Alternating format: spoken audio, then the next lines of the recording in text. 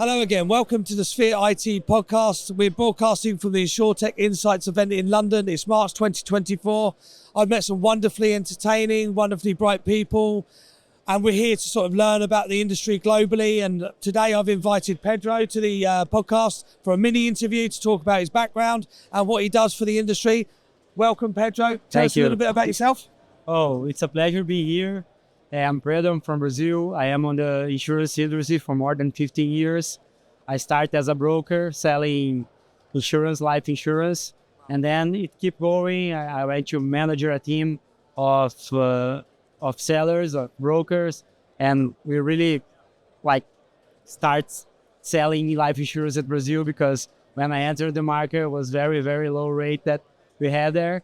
And after this, I started my own company as an insurance professional, as an education company, because what I saw that as we have a lot of elements in Brazil, the brokers just sell one element. So I am an auto broker, I just sell auto. I am a life insurance broker, I just sell life insurance. And I thought that the brokers should sell everything because we have to get to the clients all the protections. And then I started the business school to do this and to educate the population of Brazil about this. And after this, my company was bought for another company. There is a media company and an event and conference company. And now I'm here. Yeah. Global jet setter in the insurance industry. So coming back to that then, and the history of the broking space, taking Brazil as probably a low touch market in terms of people getting access to insurance when you first started. What's the delta today? Has it changed a lot due to this kind of growth and change? It changed a lot. We passed through Brazil some tough years about money and inflation. And after that, the industry starts to get in a high level of profits. So as you have a high level of profits, you can maintain the price and the premium. And that's good for the population. That's one thing. The other thing, the pandemic really crashed the country. Crashed not just on the economic side, but crashed on the mentality side. So the people start to looking at that and said, oh, something could happen. And I need protection. So I need to protect my own business. I need to protect my car. And I need to protect my life. That was the beginning. And now we have, unfortunately, very, very high rates of robberies. So micro insurance like cell phone insurance, transaction insurance, and cyber insurance is growing a lot in Brazil because the people need protection about this. Sure. So, but from a digital standpoint, is Brazil as a country far ahead now? Is there a lot more digital understanding in the common person in Brazil? Do you think everyone's got a mobile phone in their hands these days? So they're used to transaction online. So you're getting innovations like embedded insurance, embedded financial products. Is that a thing now in Brazil? Where it's going? We had in the past some years a lot of insurtechs coming to the market as insurance. We have one regulator in Brazil called SUSEP, and they start a program to new insurance, not to pay all the taxes for insurance, but to bring new products. So we had some amazing auto insurance companies and cell phone insurance companies there that keeps the market growing a lot for digital. So they already have some good part of the market, a lot of revenue, and Brazil is starting to look to facilitate the sale. So people want to buy fast and not buy harder. You don't need to make a policy thing, and you don't need to give the insurance a lot of documents. They just want to sell. They just want to buy the insurance. Like I buy the cell phone right now. I want to buy the insurance 3 minutes after I buy the cell. So that's a really good thing that happened to the market. Yes, there's a natural shift to that. Just-in-time insurance when I need it, and that flexibility, that's good. So coming back to the broking space, when you're thinking about personal lines or commercial lines, wherever space that you cover, as a broker, and with the experience that you've got, what are the main challenges for brokerages today and brokers today in the industry across the globe? What are the things that you think are proving to be problematic and need to be solved? That's a very, very good question, because one of the things that I realized that the brokers here in Europe or in USA are very different than the broker at Brazil. Because we have one thing in Brazil that it's the confiability, and that the people need to buy something. So the broker, first of all, he is not a broker; he's a friend. But he has to be a digital friend. That's the main difference. So he have to know all the elements of the insurance, and he have to be a friend of the client to go and sell the really necessary thing, not to sell more than the client need, and he need to be in that space. So how he can do that? First, it's social media. So the broker need to have a very, very good social media to explain to the client what's the benefit of the insurance and why this market is not boring, why it's good to have insurance. Because a lot of people think that insurance is cost, and insurance is not a cost. Insurance is investment.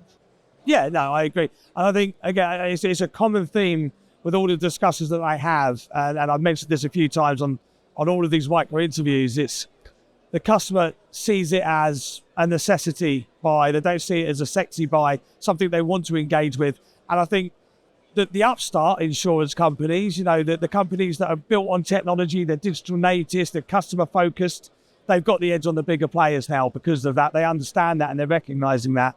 And customers should be at the front of all of this stuff, including the regulations where you must compare certain products in the personal lines. It needs to be transparent. It needs to be visible to the customer, getting them engaged with it. I think there's lots of opportunities in renewal processes to effectively have that interaction and have that buy-in from the customer. And I think even in Europe, that's kind of overlooked at the moment, and it's changing. Yeah. So I totally agree with you. What about technology, though? How's that kind of impacted how things have changed in Brazil and globally in the broker space, would you say? The technology changed completely the Brazilian market. You have like some very, very big companies that are implementing the technology to sell cheaply and to sell fast. So that's what the Brazilian want, because if your client thinks a lot about consuming insurance, he will not buy it, because he have other priorities like buying a new cell phone, buying a new car. But so the technology, this is the first part. The second part is the embedded insurance. The embedded insurance really changed the Brazilian market, because now every place that you go, you can buy insurance. And it doesn't look like the insurance is trying to trick you with insurance. It looks like it's part of the product. Sure. So the people understand that it's part of the product. So I buy a TV and I buy insurance for the TV. That's a good thing. Yes. So this is the first thing that really changed. And the second thing, that you can buy fast. Yeah. So as fast as you can buy, more you can buy. Exactly. Okay. That's good. So what does the future look like with AI being thrown into all this? What do you think it's going to be for Brazil as a nation in the financial markets and insurance? What do you think? The AI will completely change the game for two perspectives. The first is the custom product. So AI could give me a custom product the way I need. Because today, one of the big challenges of the market, that you have a solid product and you just have to sell this package. So if I sell a property insurance, it gives me all the package, and I am a client, I have to buy. So the AI will bring me, no, I don't need this thing on the package, I just need one thing and other thing. So this the AI gonna give me more customization and more data about what my client is. And the second part that AI will give me is confiability, because I have more people to ask. I have more sources to know if I am doing, and if I am a client buying the right thing, and I am a broker selling the right thing. Sure. So it's very powerful, very powerful. So it sounds like the future is bright in Brazil and for the rest of the world in terms of insurance. Tell me a little bit about your business again. So you run an international event in Brazil? Yeah. So Brazil is growing a lot, and Brazil represents 6% of the revenue of all insurance at Latin America. Wow. and it's keep growing because today we just have 30% of the population with some insurance. So we still have a lot of plantation to make. I own a community in Brazil. It's a professional insurance community. We have more than 100,000 subscribers called CQCS. And we are like media. So we have a portal, a media portal, a news portal that we can bring all the news from the markets in the hands of the client. So we have WhatsApp group, we have all the social media. And so the client access diarily this. And then we still have a conference called CQCS Insurtech Innovation. There's the biggest company for Latin America that we can arrange, and we get together all the brands, insurance brands, brokers brands, technology brands that come to Brazil and want to make business at Brazil. Wonderful. It's a pleasure having you on the podcast. Thank you so much. Mine. Must get together soon after the event. Thank you. Thank you, Peter. It was awesome. Thank you.